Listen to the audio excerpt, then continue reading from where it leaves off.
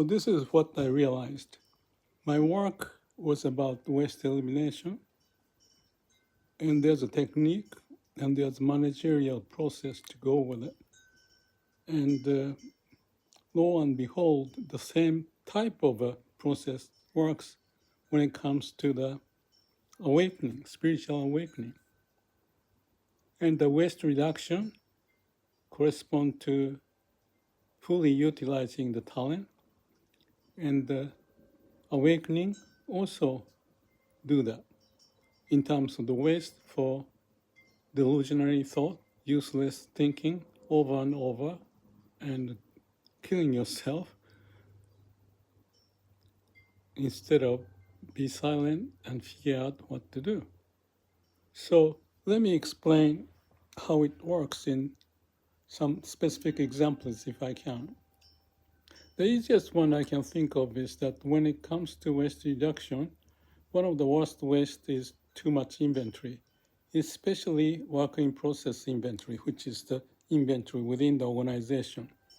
It can be material inventory or information inventory, like a reporting and thick paper moving A to B to C to get some stamps or whatever, and how frequently you do that. And if you do it only at a certain level, like capturing all the information from down below and PowerPoint and the monthly meeting, and they go up to the top level, and they decide, and the decision goes back to the shop floor to get things done. But that is a little bit of a gap, too much of a gap actually.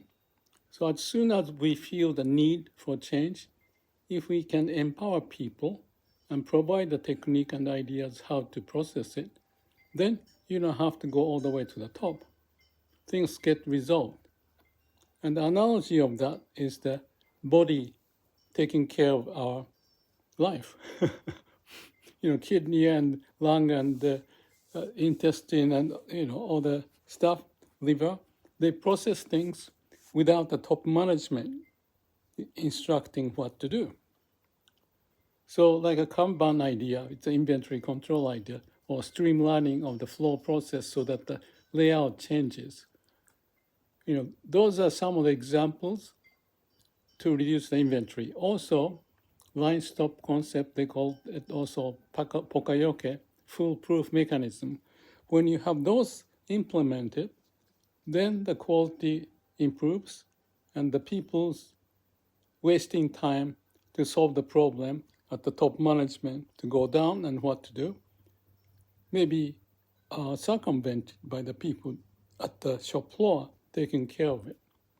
So the same thing happens in spiritual awakening state, that things become very intuitive and obvious because there's less inventory, and because of the way that they start to realize that the parts of the body can work on themselves without the management at the top, executive function to tell them what to do.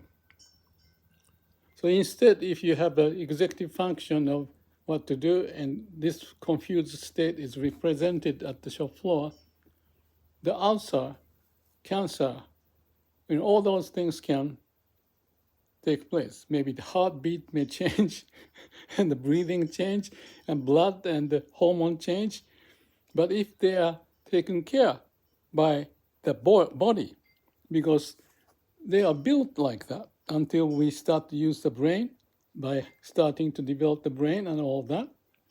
So it's good and bad. It's a sad situation that all the technique and ideas or the whatever that comes and we can do play with at the top management level here in the brain can override things what people or the shop floor can do. The kidney function, lung function, the heart function, so that the confused or the distance and the inventory and the not direct but slow or not having a way to communicate, just like an ego, just too self-occupied and trying to solve the problem only in the mind. You're not utilizing all the stuff underneath, including those memories that may be stored.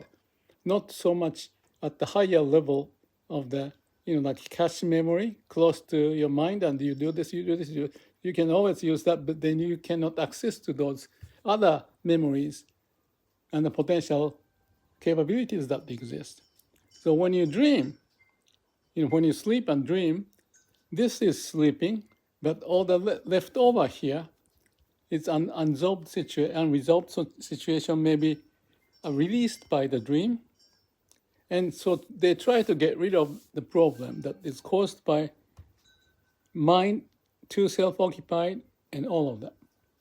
That's why clear mind, no thinking, no mind, no ego is important, so that you have the connection, clarity, and the process without lots of inventory. I focused on the inventory because it's kind of, I think it's obvious, but it may not be obvious, but there's a gap in between. That means inventory is too much. You have too much clogged up situation here. Your mind is saying, oh, I did this, I did that, or why I did that, and all that stuff is just clogging up. And instead of looking at the situation, here is the pain, and they have a way to solve it. And if you release this tension and let the stomach to be self-organizing, self-initiated, have ownership and responsibility, ownership and what's the other word?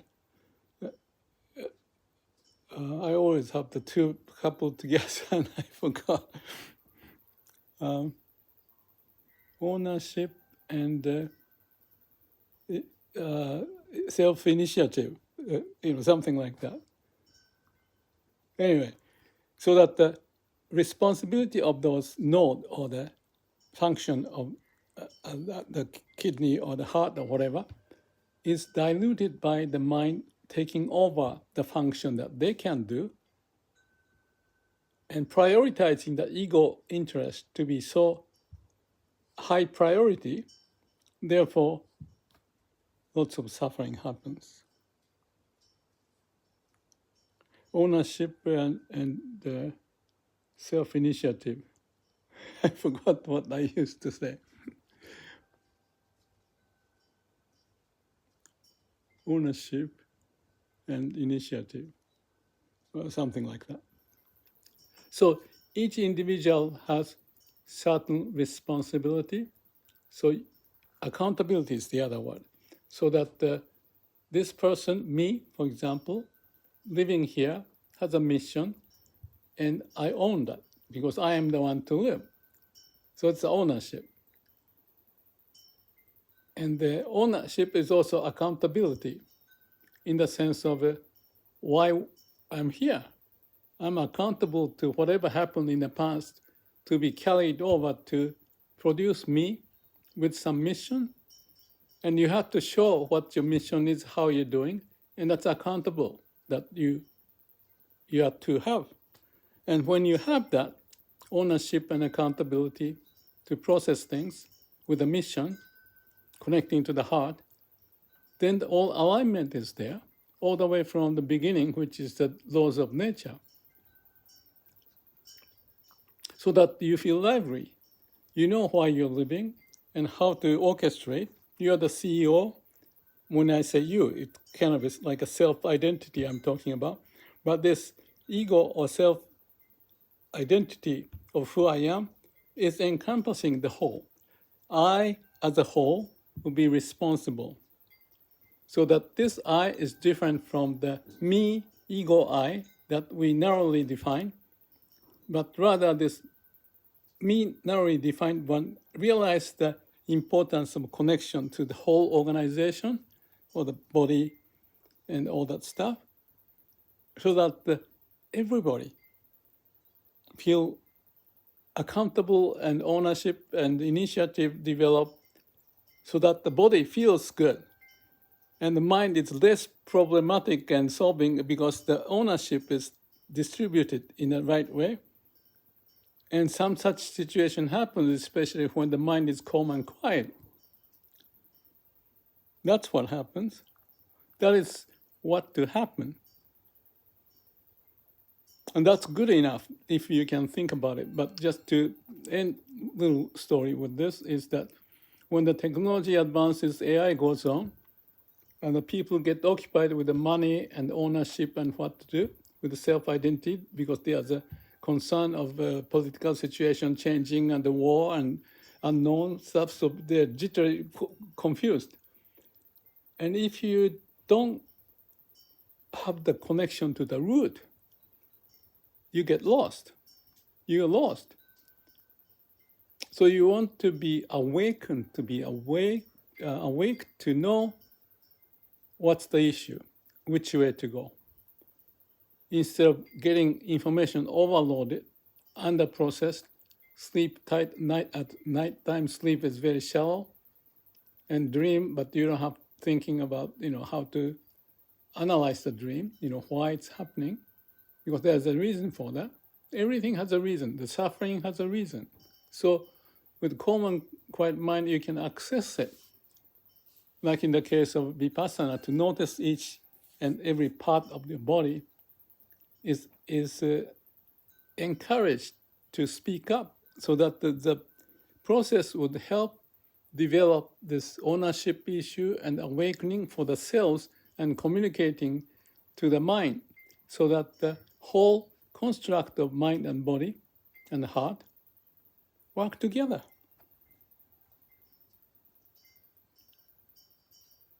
So you may think this is just a conceptual thing, but in my experience of living life and going through this awakening and also working on the brain part of it, I see that.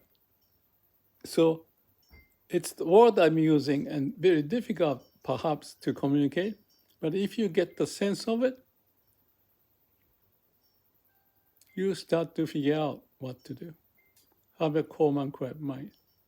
No mind, no self.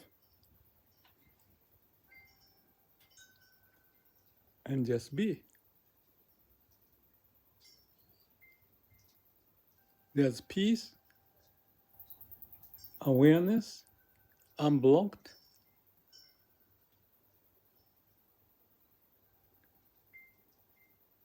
Everything as it is.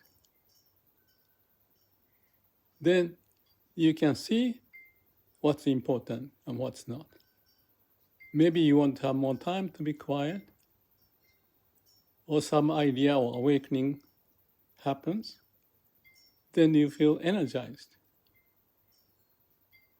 Instead of sleep, this is the awakened state of sleep, so to speak,